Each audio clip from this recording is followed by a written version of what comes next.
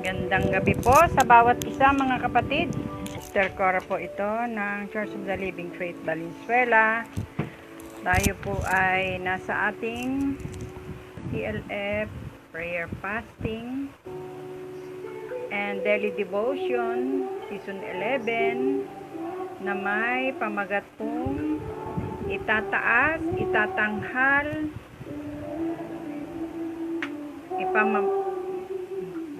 ipamamalita sa buong bayan, Jesus, aming kaligtasan.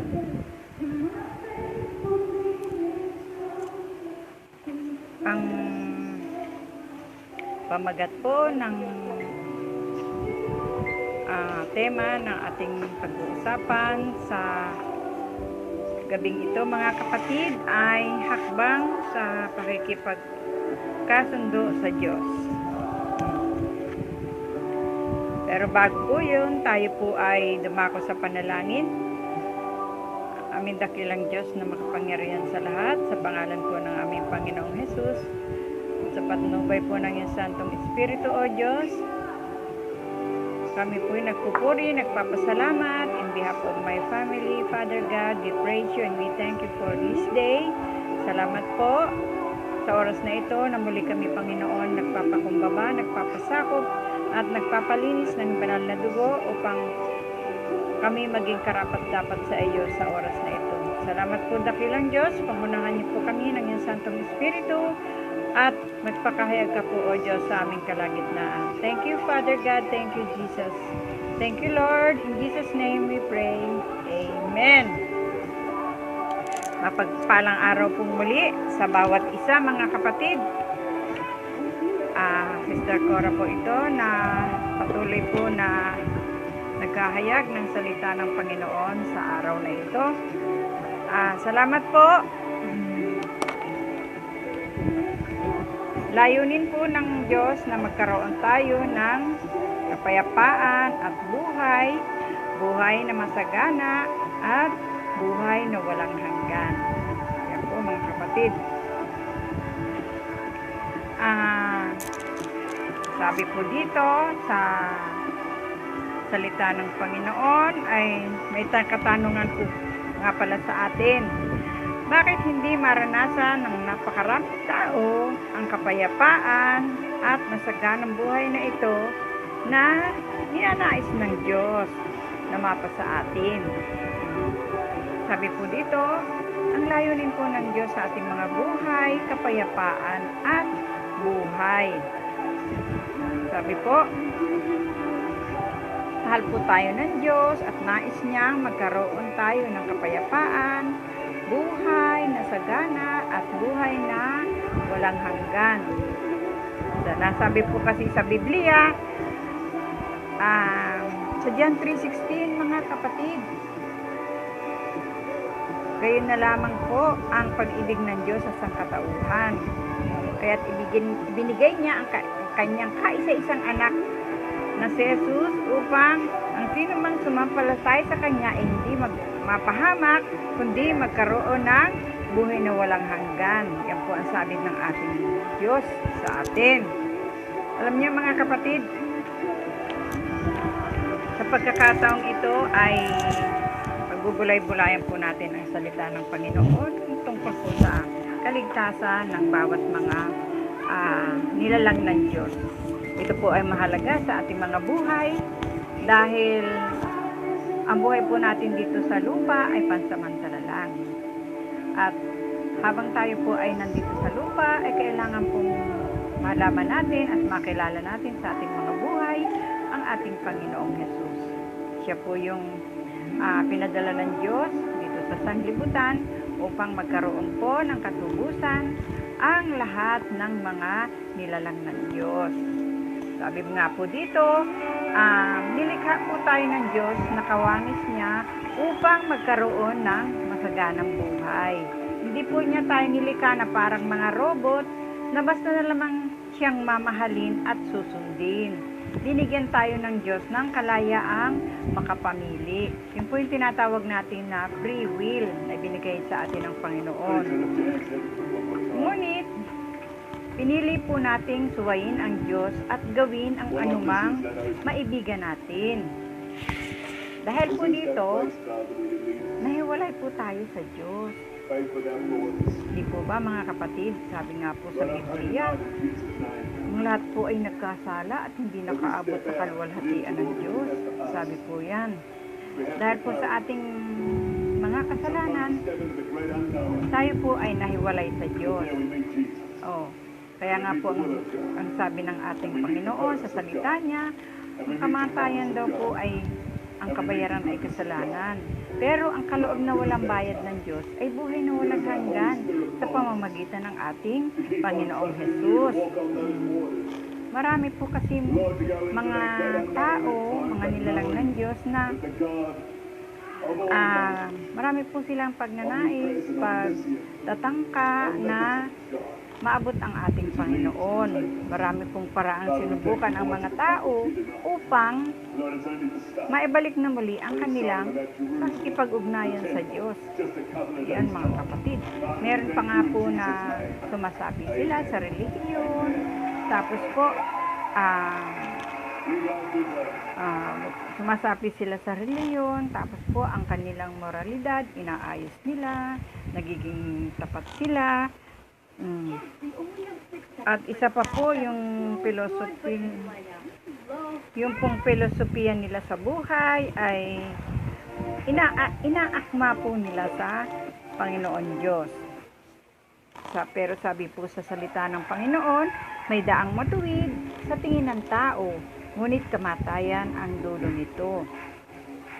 Yan po ay matatagpuan natin sa Biblia sa Kawikaan po 14 verse 12. Sabi nga po, ang masasama ninyong gawa ang dahilan ng pagkahiwalay ninyo sa Diyos.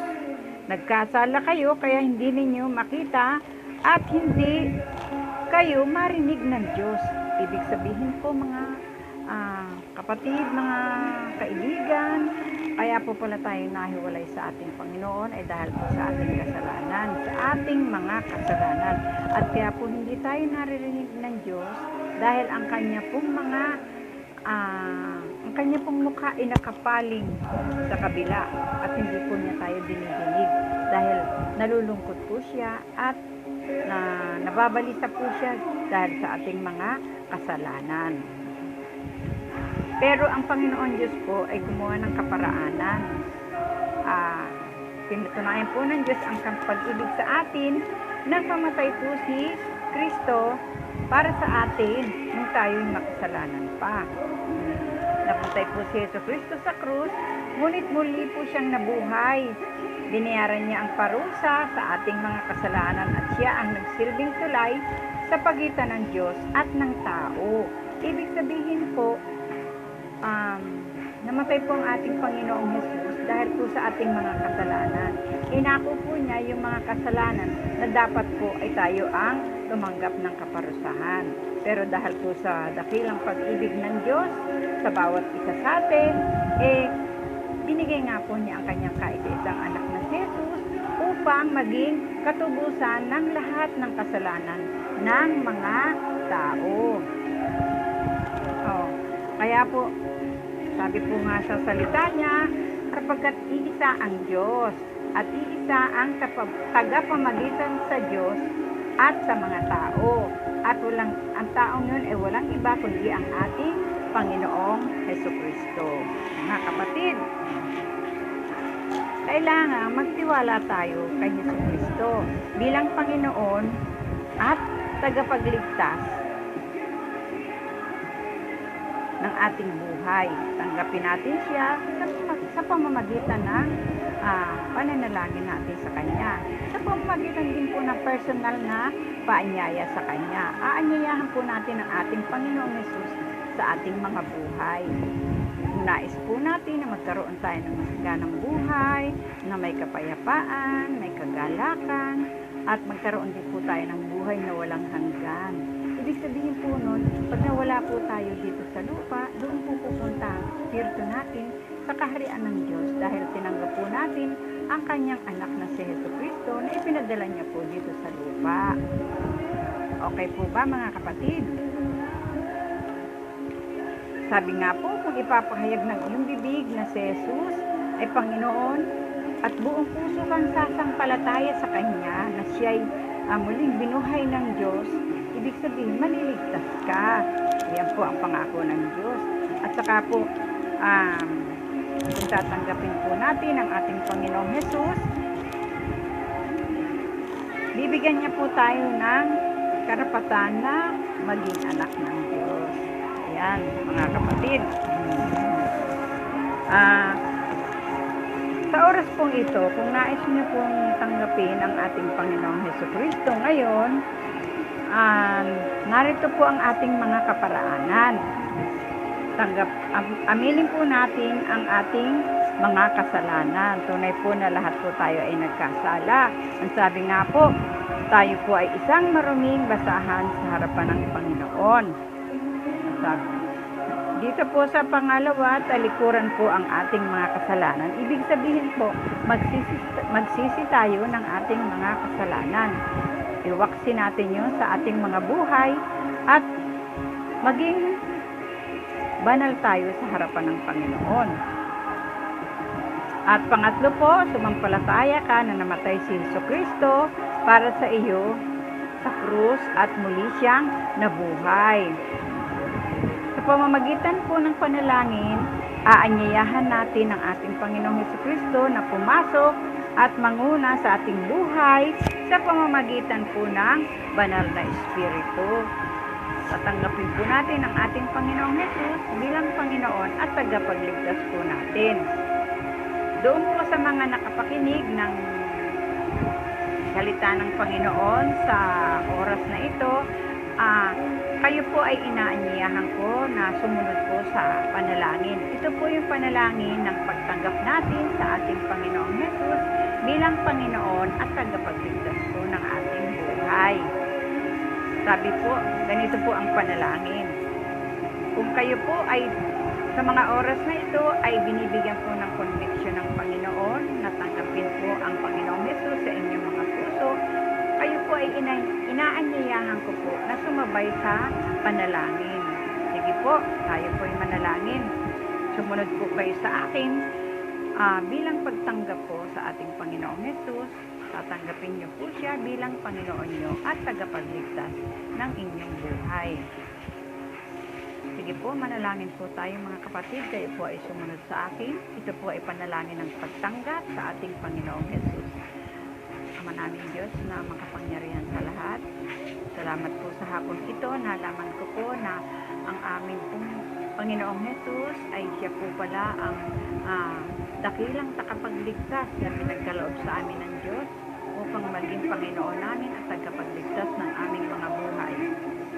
Sumasampalataya po ako na namatay siya sa krus para sa aking mga kasalanan at tinatanggap ko siya sa aking buhay bilang Panginoon at tagapagligtas ko, Panginoon. Maraming salamat po.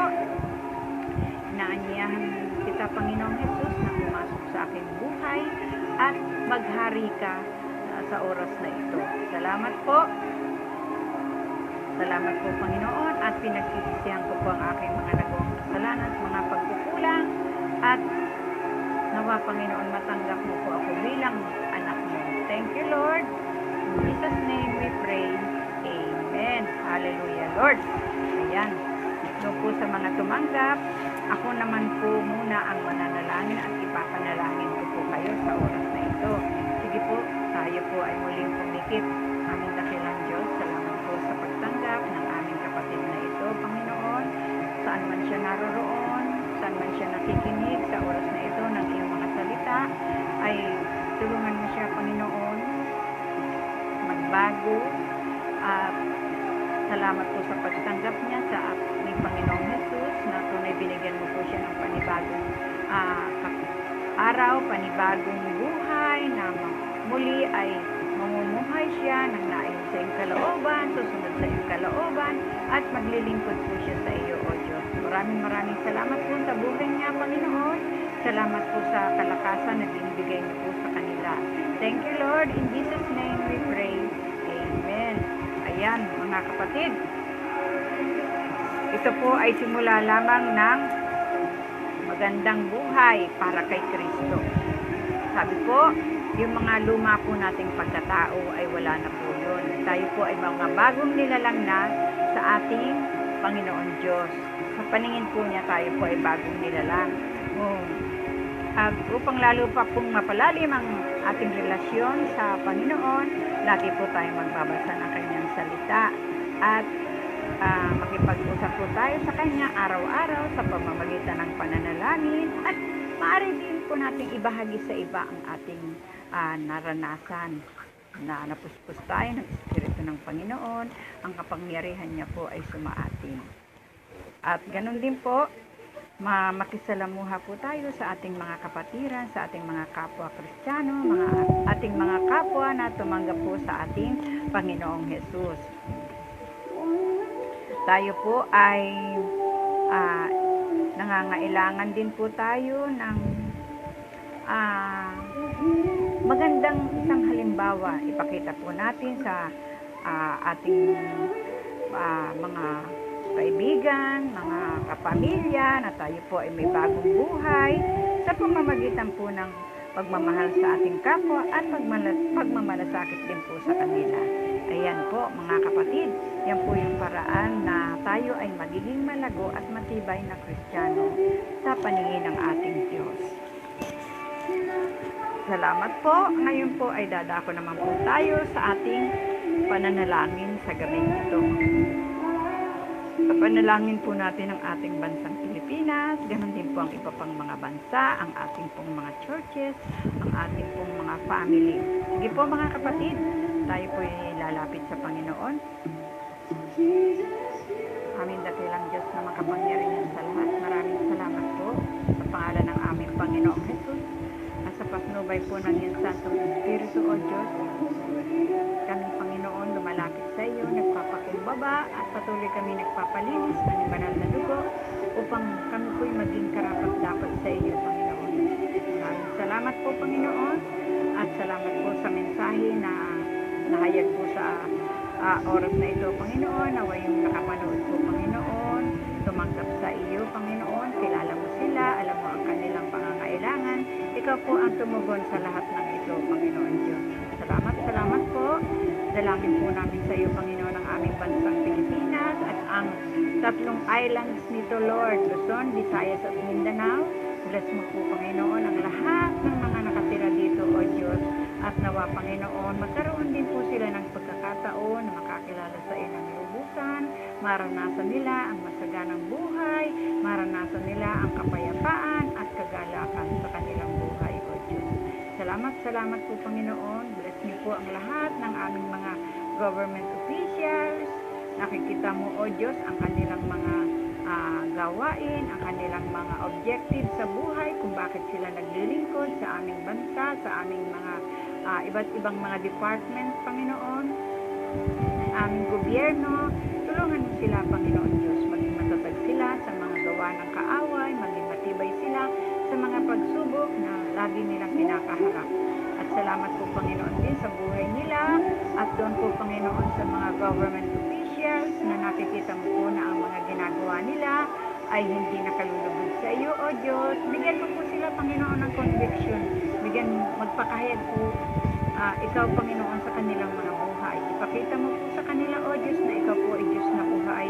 Ikaw po ay Diyos na makapangyarihan, na sa iyo po lahat ay posible. Salamat po, Panginoon. I-bless niyo po ang lahat ng aming mga CLF churches, Father God, Church of the Living Faith Malabon, Church of the Living Faith Nabotas, Church of the Living Faith Batangas, Church of the Living Faith Valenzuela, at Church of the Living Faith Milan, Bulacan. Salamat po, Panginoon, sa lahat ng mga pastors namin, ang pastoras na naka-assign po sa iba't ibang mga churches. Bless niyo po ang kanilang mga family, ganon din po ang kanilang mga ministries, O Lord. Salamat po, O Diyos. Bless mo rin po, Panginoon, ang lahat ng aming mga elders, leaders sa iba't ibang panig ng aming city. Nawa, Panginoon, lagi po kami maging matapat, lagi po kami maging mapagpakumbaba at committed po sa iyong mga gawain, O Diyos. Salamat po sa buhay ng bawat isa na isa po sa akin sa pananalangin sa oras na ito. Bless niyo po ang desire ng aming mga puso, O Diyos. Nawa, Panginoon, lagi mo kaming kakitaan, ang katapatan, kagalakan, kapayapaan, at pag-ibig sa paglilingkod sa iyo, O Diyos. Maraming salamat po, Panginoon. Salamat po sa buhay ng aming kapatid na si Ate Vicky, ganon din po si Chelini Manaay, Fernandez Reyes, nanonood po siya sa oras na ito. Salamat po mga kapatid. Salamat po. Bless niyo po ang bawat isa sa aming mga kapatid. Bless niyo po ang bawat isa sa aming Panginoon. At nawa, Panginoon, tulungan niyo po kami na maging matatag kami sa mga pagsubok. Bless niyo po ang aming mga family. Ganon din po ang desire ng aming mga puso. Salamat po dakilang Diyos. Ganon din po, Panginoon, ang aming mga frontliners. Nilalapit po namin sila sa iyo, O Diyos. I-bless niyo rin po, Panginoon, ang naisin ng kanilang mga puso. Makapaglingkod din po sa iyo at ganon din sa kanilang kapwa, O Diyos. Layo niyo po sila sa kapahamakan at sa anumang contamination ng COVID-19. At doon po sa mga may karamdaman, Lord, sa iyo po namin pinagkakatiwala ang kanilang mga buhay, maging ang kanilang pang-araw-araw na paglabas-masok sa kanilang mga tahanan, O Diyos. Bigyan mo po sila, Panginoon, ng proteksyon, probisyon, ng iyong mga salita, at ganoon din po, O Diyos, ng iyong mga pangako. Thank you, Lord. Thank you, Jesus. Maraming salamat po sa aming gawain ito, Panginoon. Ikaw po ang mataas, ikaw po ang maluwalhati, at patuloy kang magpakahayag sa aming mga buhay, Panginoon. Salamat po. Sa iyo po namin binabalik ang papuri at pasalamat at pinagkakatiwala po namin sa iyo ang lahat ng mga bagay na ito at patuloy ka pong magpakahayag at manguna sa aming mga buhay. Binabalik po namin ang lahat ng ito sa pangalan ng aming Panginoong Jesus. Amen. Amen. Salamat po, Ate Vicky. Salamat po, kapatid na Chelini Manaay, Fernandez Reyes. Thank you for watching for this day. Salamat po. Maraming salamat. God bless all of us.